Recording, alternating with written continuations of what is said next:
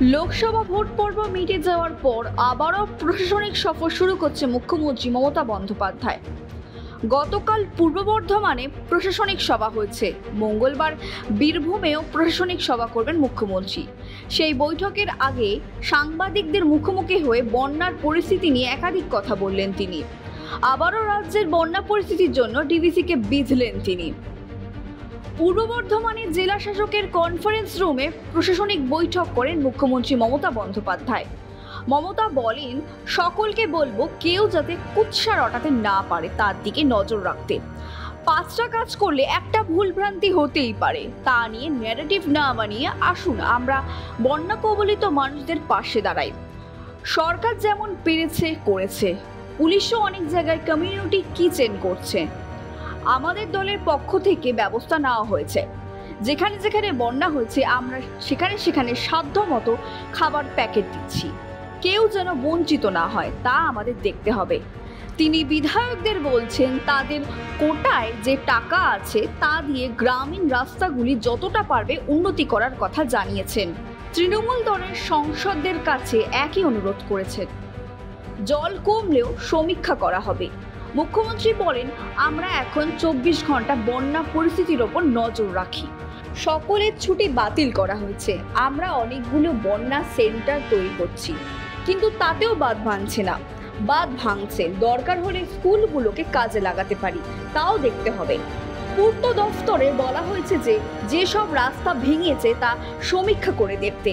ডিসেম্বরে 11 লক্ষ পাকা বাড়ি করার জন্য সরকার টাকা দেবেন।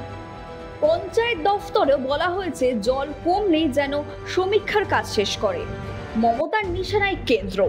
আবারও বন্যা পরিস্থিতির জন্য ডিভিসিকে নিশানা করলেন মুখ্যমন্ত্রী।